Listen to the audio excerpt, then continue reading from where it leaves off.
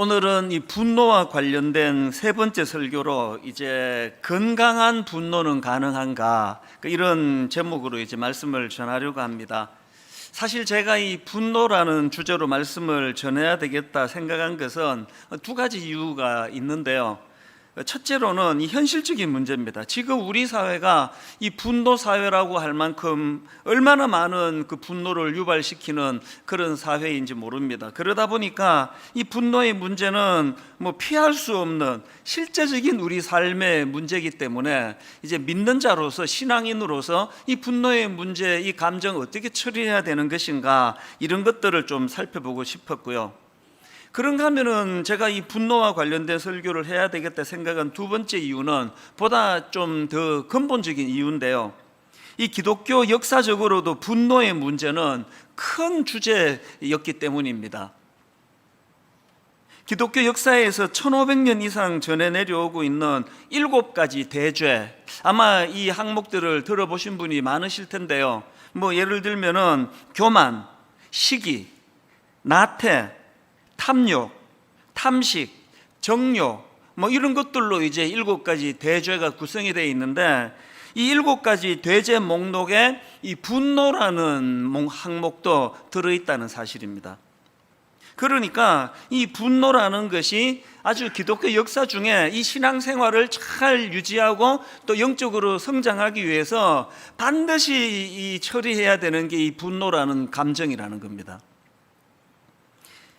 기독교 역사에서 흘러내려오는 이 7가지 대죄, 이걸 영어로는 Seven Deadly Sins 혹은 Seven Capital Sins라고 표현하는데요.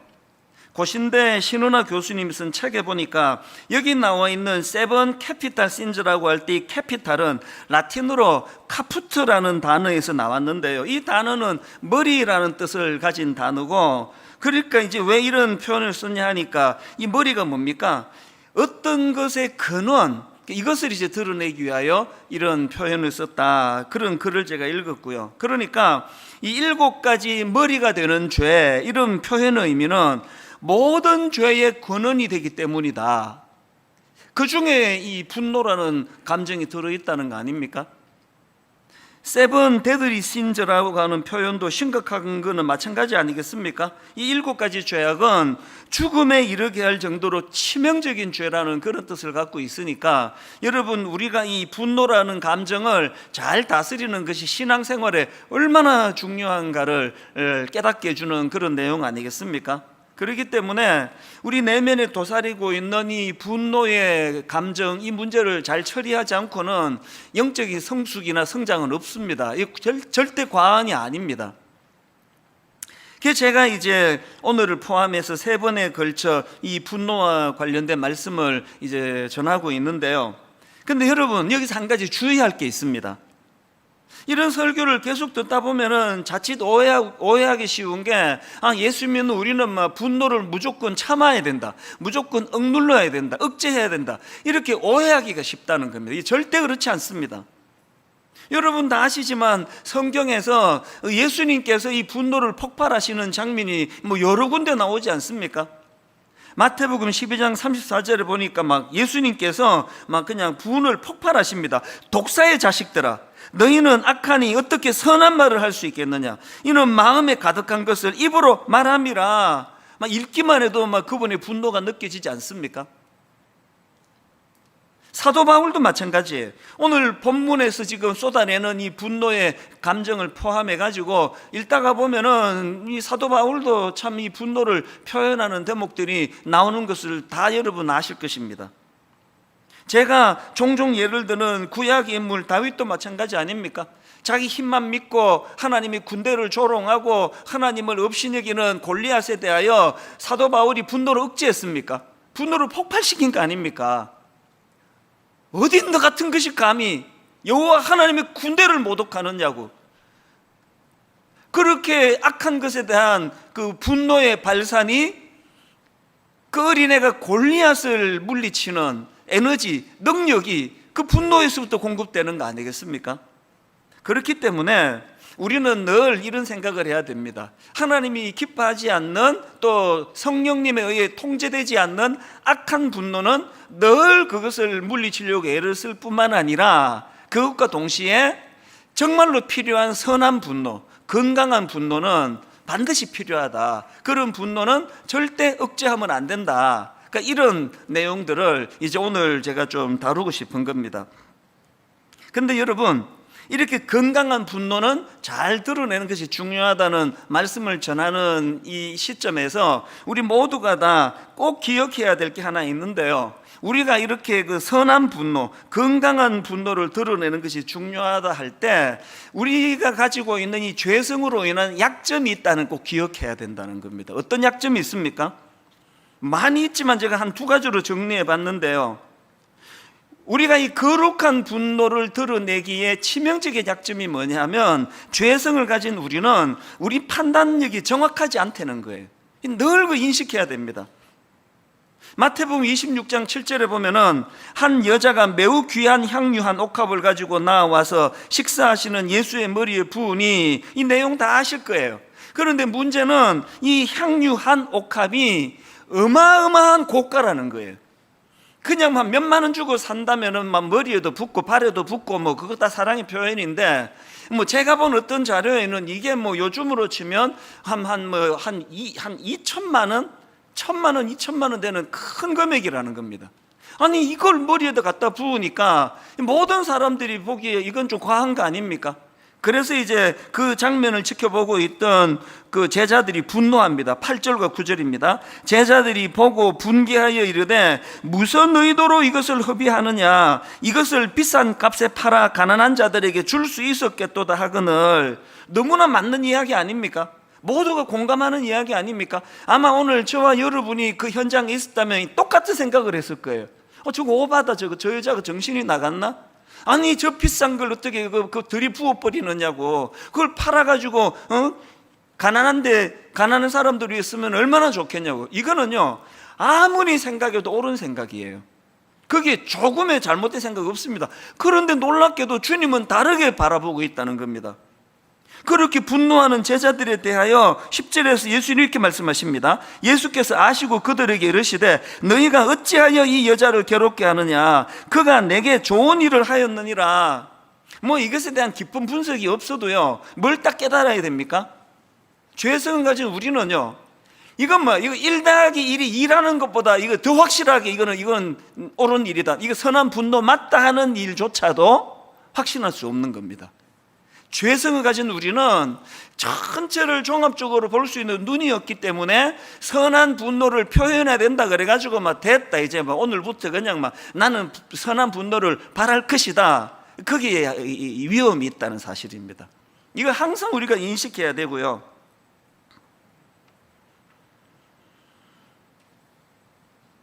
그런가 하면은 또 한 가지 이 거룩한 분노와 관련해서 두 번째로 기억해야 되는 건 뭐냐 하면은, 우리 내면에는 그 치유되지 못한 성인아이의 모습이 도사리고 있기 때문에 그 출발이 아무리 건강한 분노라는 확신으로 시작했다 할지라도 이것이 내 안에 있는 그 상처 때문에 항상 부정적인 결과로 열매 맺을 위험이 있다는 걸 인식해야 된다는 겁니다.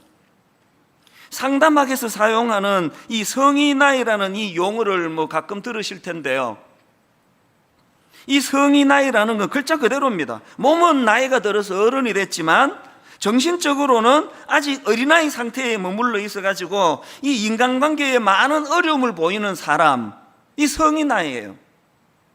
그래서 이제 이 전문가들이 진단하기로는 이 성인아이는 보통 이 역기능적인 가정, 그러니까 이 건강하지 못한 가정에서 자랐기 때문에 어릴 때 채워졌어야 될 이 정서적인 욕구가 잘 채워지지 못한 상태로 자란 게 성인아이의 원인이다. 그래서 뭐 대표적으로 드는 예가 이제 아버지가 알코올 중독자인 가정에서 자랐을 때 거기서 채움받지 못하는 어떤 정서적인 문제 때문에 성인아이가 된다, 이런 이제 논문이나 글들이 종종 있는데요, 저는 그런 글들을 읽을 때마다 무슨 생각을 하는가 하면은 이거는 정도의 차이지, 오늘 이 자리에 계시는 저와 여러분 모두가 다 성인아이 요소를 다 가지고 있습니다. 이게 죄성의 결과이기도 하다고 생각합니다. 저는 한 번씩 제 자신에게서 깜짝깜짝 놀랍니다. 평상시에는 이 신앙의 힘으로, 평상시에는 또 인격의 힘으로 그걸 눌러가지고 잘 인식을 못 하는데요, 어떨 때 이거를 들고 파는 경우가 있습니다. 내 상대방이. 가정에서 주로 많이 일어나요. 계속 그 배우자나 자녀가 내 약점을 계속 그렇게 뒤집어 밝힐 때 자고 있던 성인아이가 잠을 깨는 걸 느껴요. 그러면요, 지금 내가 우리 아이하고 논쟁을 하는데 부모로서의 어른스러움이 다 없으시고요, 대결만 남아있는 거예요. 이걸 내가 이놈이 나쁜 놈이라는 걸 증명해야 내가 좋은 아빠라는 것을 드러내기 때문에 막 논리를 펴는 과정에서 나중에는 제 자신이 너무 비참해질 때가 있습니다. 그게 성이 나이 때문이에요. 저는 지금도 종종 고린도전서 13장 11절, 내가 어렸을 때에는 말하는 것이 어린아이와 같고 깨닫는 것이 어린아이와 같고 생각하는 것이 어린아이와 같다가 장성한 사람이 되어서는 어린아이의 일을 버렸노라. 정말 마음으로 사모하면서 이런 말씀들을 되뇌입니다. 왜 되뇌일까요? 여전히 제 안에 도사리고 있는 치유되지 못한 성인아이의 미숙한 모습이 있기 때문이거든요. 이런 상태로 어떻게 거룩한 분노, 이런 상태로 어떻게 하나님이 기뻐하시는 온전한 건강한 분노가 있다고 자신할 수가 있겠냐고요. 그래서 죄성을 가진 우리 모두는 다 늘 자꾸 마음의 분노가 일어날 때마다 되짚어야 됩니다. 이 분노는 영적으로 건강한 분노인가? 자꾸 질문을 해야 돼요. 그리고 저는 화가 날 때마다 요나스 4장 4절에서 하나님께서 요나 선지자에게 던졌던 질문을 되뇌일 때가 있습니다. 요나스 4장 4절, 여호와께서 이르시되 네가 성내는 것이 옳으냐? 종종 하나님의 음성으로 저를 듣기를 원해요. 제 마음에 어떤 분노가 일어날 때, 그리고 이 분노는 너무나 이건 옳은 분노다, 이거는 타당하다, 이런 생각이 들 때마다 그럼에도 불구하고 네가 그렇게 성내는 것이 옳으냐? 이 말씀으로 저를 점검하고 돌아보기를 원한다는 것입니다. 사실 원래는 이제 오늘 이 성인아이에 대하여 집중적으로 살펴보고 또 그러려고 했는데요, 그래서 이 책도 막 여러 권 구입하고 살펴보고 했는데 이게 하면 할수록 지난주에 이 가정 안에서의 분노를 다루던 내용하고 이게 너무 중복이 되는 겁니다. 그래서 이것도 들으시는 성도님들이 좀 지루하시겠다 해가지고 좀 더 포괄적인 주제로 이제 방향을 제가 바꾸었는데요, 어쨌든 우리 모두는 다 이런 죄성과 또 성숙하지 못한 이 성인아이의 모습을 지니고 있기 때문에 늘 우리는 이게 아무리 이 출발은 막 이거 1+1이 2라는 것보다 더 명확하게 이거는 건강한 분노다, 이런 생각을 갖고 있더라도 늘 자기를 돌아보고 점검해야 된다는 그 얘기입니다. 그래서 제가 오늘 설교 제목을 건강한 분노는 가능한가? 이런 퀘션 마크로 이제 제목을 잡았는데, 어제 저녁입니다. 제 아내하고 이제 두런두런 이야기를 하다가 이제 내일 주일 설교 제목을 건강한 분노는 가능한가? 이렇게 잡았다고 그러면서 이제 대화를 하는데 이제 이 사람이 웃기려고 한 얘기죠. 갑자기 저보고 그럼 뭐 복잡한 얘기 다 빼고 그래서 뭐 이 건강한 분노가 가능하다는 겁니까?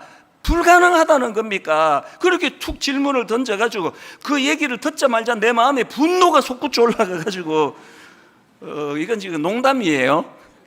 주중에 너무나 피곤하게 사시기 때문에 한 번씩 이렇게 그 쓸데없는 말을 해드려야 또 이제 웃으면서 정신을 차리기 때문에 한 말이고요. 어떻게 제가 감히 제 아내에게 분을 표할 수가 있습니까? 더군다나 토요일 저녁은 내일 아침에 지금 교회 가는데 도시락을 안 사주면 어떡합니까? 그래서 이거는 100% 그냥 웃기려고 한 말인데요, 어쨌든 이제 그런 질문은 있었습니다. 그래서 그 결론이 뭐예요? 이 건강한 분노가 가능한 겁니까? 가능하지 않는 겁니까? 그 질문을 하더라고요. 아마 뭐 궁금한 분이 계실 거예요. 그래서 여러분, 이 질문에 답하기 위해서 제가 오늘 본문을 그 사도행전 이 본문으로 택한 거거든요. 오늘 본문 사도행전 17장에 보면은 지금 사도 바울이 엄청난 지금 분노를 표현하고 있습니다. 자, 사도행전 17장 16절을 보십시오. 바울이 아덴에서 그들을 기다리다가 그 성에 우상이 가득한 것을 보고 마음에 격분하여. 지금 사도 바울이 왜 이렇게 격분했는가 하면요, 지금 그 선교 여행 중인데요, 사도 바울이 아덴, 오늘날로 치면은 이 아테네입니다. 이 아덴이라는 도시에 도착을 했는데요, 그 아덴은 헬라 문화의 중심지로 알려진 그 도시고요, 또 그 당시 최고의 학문과 또 철학과 예술로 유명한 도시입니다. 사도 바울 자체가 이 헬라 문화에 능통한 사람이고 관심이 많다가 보니까 이제 아덴을 방문한다 할 때 얼마나 기대감이 컸겠냐고요. 그렇게 아덴을 방문해 도착하고 보니까 왜 마음의 분노가 일어났는가? 큰 기대감을 가지고 아덴을 방문했는데 보니까 그 도시는 어마어마한 우상 숭배의 도시인 거예요. 16절에서 그 성에 우상이 가득한 것을 보고 이런 표현이 있듯이요, 그 당시 아덴에는 공식화된 우상이 300여 개가 되고요, 그것과 더불어서 이 신상이 무려 3만여 개나 있다고 제가 자료에 보니까 그런 내용이 있더라고요. 막 그야말로 막 온 도시가 이 우상으로 가득 차 있는 그런 상황이니까 사도 바울이 이제 그거를 보고 지금 분노하는 거예요. 굉장히 마음에 분노가 일어났습니다. 그런데 여러분, 이 본문에 나오는 사도 바울의 분노와 관련해서 우리가 주목해야 되는 게 하나 있는데요, 16절을 다시 한번 보시겠습니까? 바울이 아덴에서 그들을 기다리다가 그 성에 우상이 가득한 것을 보고 마음에 격분하여, 우리말 성경에는 그냥 마음에 격분하여 이렇게 되어 있는데요, 여기 나와 있는 이 격분하여, 이거 헬라어로 파록시노라는 단어입니다. 이 파록시노라는 단어가 신약에 딱 2번 등장하는데요, 한 번은 오늘 본문 사도행전 17장에 등장하고요, 또 한 번은 사랑장으로 유명한 고린도전서 13장에 등장합니다. 13장 5절을 보세요. 고린도전서, 물에 행하지 아니하며 자기의 유익을 구하지 아니하며 성내지 아니하며, 여기 성내지 아니하며 할 때 성내다가 이게 오늘 본문에 나오는 파록시노예요. 이 모순 아닙니까? 아니, 지금 사도 바울이 고린도전서 13장에서는 사랑의 특징은 성내지 않는 거라고 말해놓고는 정작 본인은 지금 복음 전하는 현장에서 이 파록시노, 지금 격분을 하고 있는 그런 상황이거든요. 성경은 막 말 따로 행동 따로 뭐 이런 게 용인이 되는 책입니까? 이 엄청난 모순 같은데요, 여기에 진짜 중요한 포인트가 있다는 겁니다. 그리고 오늘 설교 제목의 답이 또 사실은 여기에 담겨져 있습니다. 16절을 다시 한번 보세요. 바울이 아덴에서 그들을 기다리다가 그 성에 우상이 가득한 것을 보고 마음에 격분하여, 여기 나오는 마음에 격분하여, 이 헬라어로 보면은요, 그의 안에 있는 그의 영, 이렇게 직역할 수가 있는데, 아쉽게도 우리말 성경에는 이 그의 영이라는 표현이 생략돼 버렸습니다. 이게 딱 읽으면 바울이 지금 격분한 것처럼 그렇게 느끼게 하는데요, 이게 그게 아닙니다. 그의 안에 있는 그의 영, 그러니까 지금 사도 바울의 분노의 주체는 자기 혈기가 아니에요. 사도 바울의 분노의 주체는 그의 영, 다시 말해서 바울 안에 계시는 성령님이십니다. 늘 내주하시는 성령님과 동행하고 교제하던 사도 바울이었기 때문에 지금 본문에서 바울이 격분하는 것은 자기 혈기로서가 아니라 성령님의 감동에 의해서였다는 겁니다. 여기서 저는 이 분노와 관련한 굉장히 중요한 포인트 하나 발견하는데요, 사도 바울의 인생은 다메섹 도상에서 예수님이 만나기 이전, 예수님을 만나기 이후, 인류 역사가 BC와 AD, 예수님이 이 땅에 오시기 이전, 그리고 이제 2020년은 예수님이 오시고 2020년이 지났다는 거 아닙니까? AD 2020년. 똑같이 사도 바울도요, 다메섹에서의 예수님을 만나기 이전 BC와 예수님을 만난 이후 AD로 구분이 되는데, 분노와 관련해서도 딱 이 공식이 들어가는 겁니다. 그런데 여러분, 사도 바울이 다메섹 도상에서 예수님을 만나기 이전은 분노가 많았고 이후는 분노가 없어졌다, 이런 구도가 아니에요. 똑같이 분노는 그 안에서 움직이는데, 예수님을 만나기 이전에 사도 바울의 분노는 혈기예요. 그래서 성령님에 의해서 통제되는 분노가 아니니까 막 내키는 대로 자기 생각이 옳다 그러면 막 예수 믿는 사람 잡아 죽이려고 다메섹으로 가고, 또 일설에 의하면은 스데반의 순교 현장에서 진두지휘했던 사람이 사도 바울이다, 그런 설도 있습니다. 통제되지 않는 분노를 휘둘렀던 게 예수님 만나기 이전의 사도 바울이라면, 예수님 만난 이후의 사도 바울은 똑같이 분노가 있었지만 성령님에 의해서 다스려지던 분노, 성령님이 기뻐하시는 분노, 성령님이 똑같이 분노하시는 그 분노를 인식하면서 가지게 되는 분노. 여기서 목사인 저를 위시해서 신앙생활하는 우리 모두가 돌아보셔야 될 게 있습니다. 여러분의 분노는 성령님이 기뻐하시는 분노입니까? 성령님에 의해서 통제되고 다스려지는 그런 차원의 분노입니까? 이런 의미에서 우리는요, 거룩한 분노, 건강한 분노를 위해서 사도 바울처럼 늘 내주하시는 성령님과 인격적으로 교제하고 그분의 뜻을 구하고 그분을 사모하는 이런 차원의 신앙의 몸부림이 필요하다는 거 아닙니까? 그래서 저는 오늘 이 건강한 분노의 회복과 관련해서 늘 삶 속에서 드려야 되는 두 가지 질문을 여러분과 나누고 싶습니다. 건강한 분노를 회복하고 싶으세요? 첫째로 이 질문을 던지셔야 됩니다. 나의 분노는 성령님에 의해 통제되고 있는가? 사도 바울이 성령님에 의해서 주시는 분노를 가졌다고 했는데요, 그 열매가, 그 차이가 있습니다. 어떤 부분이 사도 바울의 분노가 성령님의 통제에 의한 것이라고 말할 수 있느냐? 그 결과인 16절 17절을 다시 한번 보시겠습니까? 세 번역으로 읽어드리면 더 선명합니다. 바울은 아테네에서 그들을 기다리고 있는 동안에 온 도시가 우상으로 가득 차 있는 것을 보고 격분하였다. 그 다음에 그래서 성령에 의한 격분, 그래서 바울은 회당에서는 유대 사람들과 이방 사람 예배자들과 더불어 토론을 벌였고, 또한 광장에서는 만나는 사람들과 날마다 토론을 하였다. 여러분, 요즘에 그 분노 조절 장애라는 이런 표현을 가끔 듣지 않습니까? 차 몰고 가다가 누가 싹 끼어들면은 똑같이 화가 나요. 저도 화나고 여러분 다 화를 납니다. 그런데 어떤 사람은 이 분노가 조절이 잘 안 되니까 빨간불에 갑자기 내려가지고 막 방망이 들고 상대방 유리문을 깨고 협박하고, 이 분노 조절 장애거든요.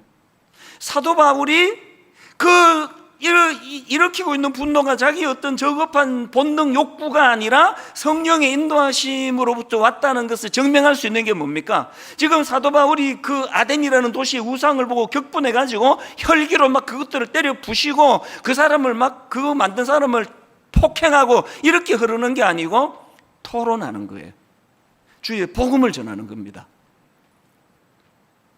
통제되는 분노. 이런 점에서 여러분, 예수 믿는 우리가 하나님 앞에 늘 구해야 되는 건 우리 감정을 다스릴 수 있도록. 그래서 경상도 사람들은요, 예수 잘 믿는지 미숙한지를 구분하기가 쉽습니다. 주로 이 충청도 분들은 잘 그 감정을 안 드러내기 때문에 예수를 잘 믿는지 안 믿는지 구분이 좀 어려운데요, 경상도는 되게 쉽습니다. 막 이렇게 웃고 어릴 때부터 또 감정은 표현하는 거로 배웠기 때문에 우리는 절대로 그 참는 주가 별로 없습니다. 그래서 대화를 하다가 보면은 이분이 성숙하네 확 느껴지는 분이 계셔요. 경상도 분들 중에 굉장히 이분이 다혈질인 걸 아는데 대화 속에 절제가 느껴지고 감정이 통제가 되고 다스려지고 언어가 순화되고 이런 거 보면은 이분이 상당한 경지의 신앙인이네. 아무리 예수 오래 믿고 목사라 장로라 해도요, 그 언어가 통제가 안 되고 감정이 다스려지지 않으면 이거는 하나님께 매달려 더 기도해야 될 상황이에요. 솔직히 제가 경상도 사람이니까 자꾸 경상도 하지만 우리나라에서 다혈질 아닌 사람이 누가 있습니까? 그렇기 때문에 우리가 늘 사도 바울처럼 토론한다는 게 뭘 의미합니까? 격분하고 상대방을 그냥 정죄하고 막 폭행하고 이런 것들은 성령의 다스림이 아니라는 겁니다.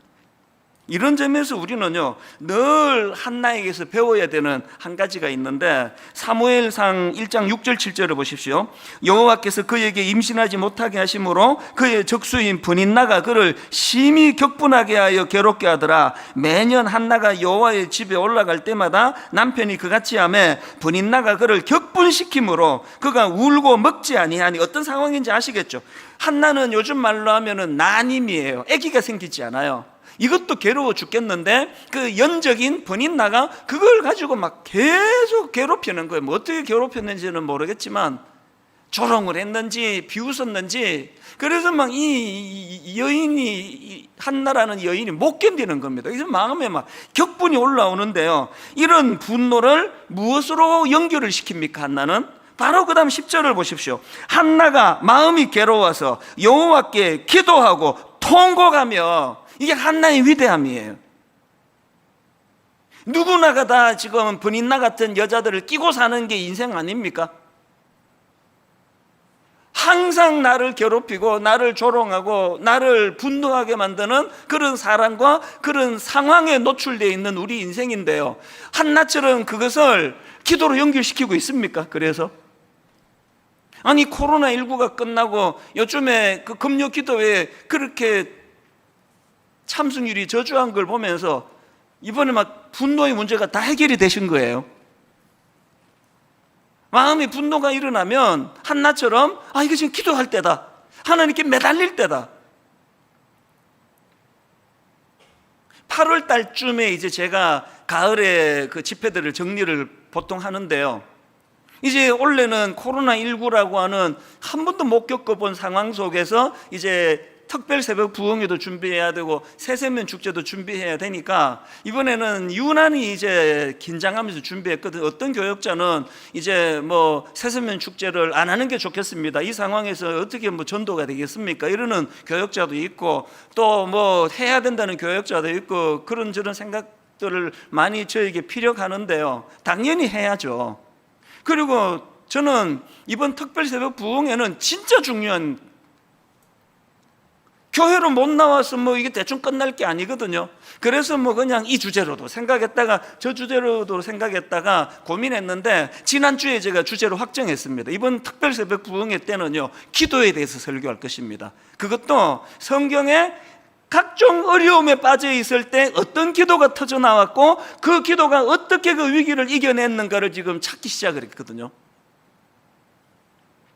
팀 켈러 목사님이라고 미국의 유명한 목사님이 계시는데요, 이분이 기도라는 제목의 책을 썼는데요, 그 책 소개해 보니까 그 동기가 뭐였나, 그 저자인 팀 켈러 목사님이 갑상선암을 겪게 되고, 또 그런 인생 어려움 중에서 하나님 앞에서 이제 기도 생활을 돌아보고 점검하는 시간을 가졌다, 그런 설명의 글을 제가 읽어봤는데요, 보니까 그 당시 팀 켈러 목사님 본인의 건강 문제도 그 갑상선 암이라고 하는 선고를 받은 것도 참 심각한 문제지만, 게다가 엎친 데 덮친 격이라고 아내인 캐시 사모님이 크론병 증세와 실험했다는 겁니다. 그리고 공교롭게도 그 해에 9.11 미국의 뉴욕에 사는 분인데 9.11 사태가 터진 겁니다. 그랬을 때 이 팀 켈러 목사님께서 이런 심각한 그 인생의 문제로 고민하고 있을 때 어느 날 그 아내인 사모님이 이런 말씀을 하시더래요. 우리가 지금 함께 해야 할 일이 있습니다. 매일 밤마다 머리를 맞대고 기도할 때입니다. 같이 기도합시다. 그런 제안을 했다는 거예요. 그 아내의 그 이야기를 듣고는 이 목사님이 이제 기도에 대한 묵상을 시작을 하고, 그래서 나온 게 이 기도라는 제목의 책이었다. 제가 그 내용을 읽으면서 여러분, 오늘 이 코로나19로 말미암아 교회를 지금 출입을 못하게 된 게 6개월이 넘었고, 앞으로 6개월이 지나야 1년이 지나야 이게 해결이 될지 모르는 이 시대가 팀 켈러 목사님이 겪은 것보다 더 심각한 상황 아닙니까? 지금 전 교회적으로 대한민국의 모든 성도님들이 죽을 것 같은 절박한 마음으로 기도의 자리로 나가야 될 때라고 생각합니다.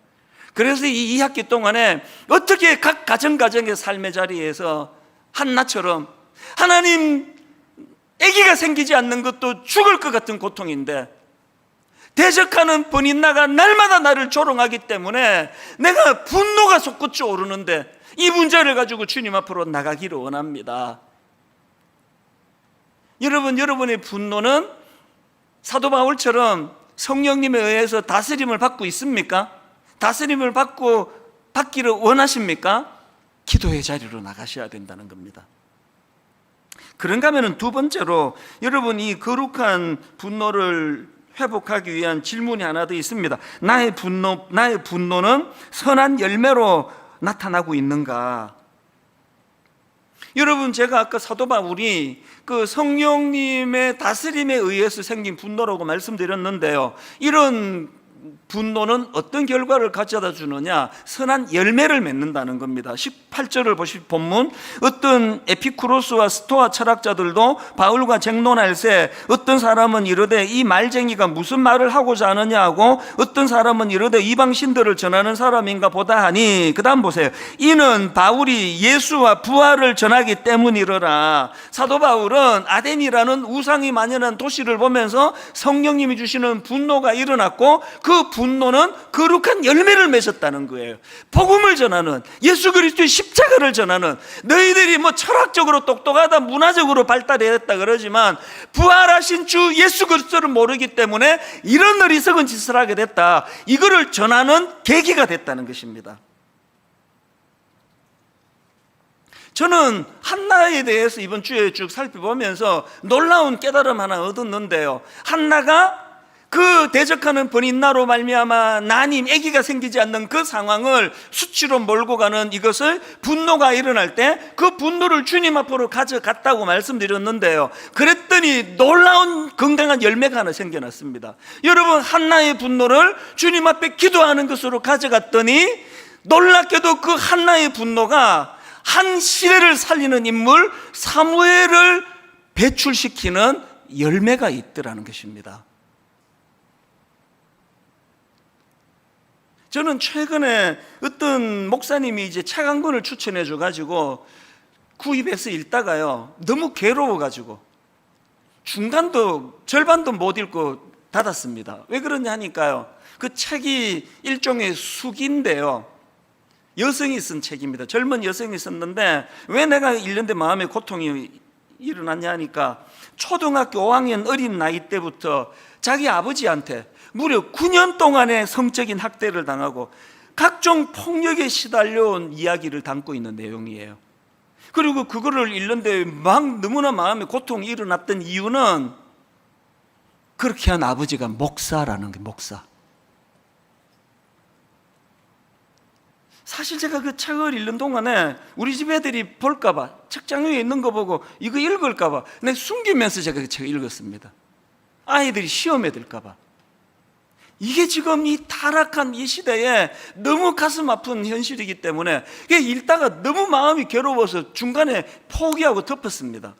그런데요, 제가 이 자매를 참 귀하다고 생각하는 게 뭐냐, 그렇게 초등학교 때부터 목사인 아버지로부터 성적인 폭력을 당하고 여러 가지 읽으면서 믿어지지가 않을 정도의 그런 가혹한, 그리고 어머니를 위시한 가족들은 그거를 방치하는 그런 내용의 글을 제가 읽으면서 이 자매가 위대하다는 게 뭐냐 하면은요, 그것 때문에 막 아버지에 대한 분노가 막 책에 막 느껴집니다. 당연한 거 아닙니까? 그런데 이 자매는요, 자기가 가진 그 분노를 자기도 파괴하고 가정도 파괴하는 쪽으로 몰고 가는 게 아니라 이거를 건강한 열매, 사명으로 연결을 시키는 겁니다. 이 자매는 지금요, 상담을 공부하고 지금 디지털 성범죄 피해 생존자들을 상담하는 상담 사역을 하고 있습니다. 그리고 더 놀라운 것, 이 자매가 가진 큰 꿈이 뭐냐, 친족 성폭력 공소시효 폐지 운동을 벌이고 있는 거예요. 자기가 겪어보니까 어제 아버지에게 성적인 학대를 당했다고 오늘 고발하는 사람 없다는 겁니다. 괴로워 사귀고 참고 수년 동안 이걸 억누르다가 이게 견딜 수 없어가지고 이거를 고소를 하면 공소시효가 끝났는데요, 이런 경우가 생기니까 이런 친족 성폭력만큼은 공소시효를 없애야 된다, 이런 운동을 지금 하고 있다는 겁니다. 이 자매가요, 서강대학교에서 그 사회복지학과 석사 학위를 아마 취득한 걸로 제가 아는데요, 그 책 소개한 목사님이 저에게 이분의 그 사회복지학과 석사 학위 논문을 이제 보내줬는데요, 보통 그 논문에 보면은 맨 앞에다가 이제 그 감사의 글 뭐 이런 거 쓰지 않습니까? 제가 그거 보고요, 논문 맨 앞에, 그리고 또 논문 제목이 뭐냐, 친족 성폭력 피해자를 위한 사회적 지원 방안에 관한 연구. 이 제목 자체가 사명 아닙니까? 이 논문 감사의 글 맨 앞에 믿겨지지 않는 글이 들어있는 겁니다. 이렇게 글을 썼습니다. 주님 감사합니다. 이 지금 총신대 신학대학원에서 쓴 논문 아닙니다. 일반 대학교예요. 주님 감사합니다. 어느 누구보다 더 가까이서 저를 지도하여 주신 주님께 먼저 감사를 드립니다. 주님이 저와 함께 하셔서 지금의 제가 있을 수 있었습니다. 그리고는 쭉 보니까 이제 교회 공동체에서의 만난 분들이 뭐 대부분인 것 같아, 제 느낌에. 내가 이분에게도 감사하고, 내가 너무너무 힘들 때 저분이 이렇게 도와줬고, 이 교회라고 생각을 합니다. 그 책 제목이요, 눈물도 빛을 만나면 반짝인다. 이것만큼 복음을 함축적으로 소개한 제목이 또 있겠습니까? 내버려두면 아버지를 향한 분노가, 내버려두면 아버지를 향한 복수심이 이 젊은 한 인생을 파괴시킬 수밖에 없는 그런 상처로 가득 차 있는 이 자매인데, 눈물도 빛을 만나면 반짝인다. 그 빛은 주님이 늘 내가 빛이라 그러시는 거 아닙니까? 교회가 어떤 곳이어야 될까요? 빛 대신 주님을 만나는 곳이에요. 교회는 이 빛 대신 주님을 만나는 곳일 뿐만 아니라 이 여성 주변에 있는 신앙 공동체에 있던 사람들처럼 이 자매를 진심으로 위해주고 사랑하고 품어주고 긍휼히 여기고, 오늘 예배 드리는 이 자리에 울분이 없이 상처 없이 앉아있는 분 몇 분이나 되십니까? 목회자들도 마찬가지예요. 오늘 이 시대에 목사로 살아가는 건요, 그 자체가 울분입니다. 그 자체가 분노입니다. 이렇게 노출된 교회에서 목회를 하는 목사들은 더 심합니다. 단 한 주도 그냥 넘어가는 날이 없이 이렇게 시비를 걸고 저렇게 문제를 삼고, 거기에 태반은 가짜 없는 것 만들어가지고 조롱거리로 만드는 이런 일들을 겪어가고 있는데, 저는 이런 것들 때문에 상처받지 않습니다. 상처받아도 바로바로 회복이 됩니다. 왜 그렇습니까? 내 안에 성령님이 계시기 때문입니다. 그리고 저는 이 자매만큼은 아니라도 아버지, 내 안에 분노가 사명이 되게 하여 주시기 원합니다. 아직까지도 이 목회 때려쳐야 되겠다, 그만둬야 되겠다, 이런 충동적인 생각은 불쑥불쑥 떠오르지만 거기에 지배를 당한 적은 없습니다. 왜 그렇습니까? 또 이 자매에게서 내가 배우는 게 뭡니까? 오늘 여러분이 어릴 때부터 지금까지 받았던 크고 작은 상처, 그 상처로 인한 분노, 또 한나처럼 그 분인나 같은 이상한 사람을 만나 집요하게 분노를 유발시키는 그 상황을 어떻게 한다고요? 기도로 주님 앞으로 나가는 도구로 삼을 수 있다는 겁니다. 그리고 이 눈물이, 이 상처가 과거에 경험했던 돌이킬 수 없었던 분노의 상황이 내 남은 인생의 사명으로 이것을 바꾸어 줄 수 있다. 그래서 한나의 난임이, 한나의 격동하는 분인나의 그 조롱이 한 시대를 살리는 사무엘, 인물 사무엘을 배출시키는 도구가 되었다는 이 사실을 오늘 꼭 기억하시고, 그 일을 가능하게 하시는 성령님을 의지하는 믿음의 성도님들 되시기를 바랍니다.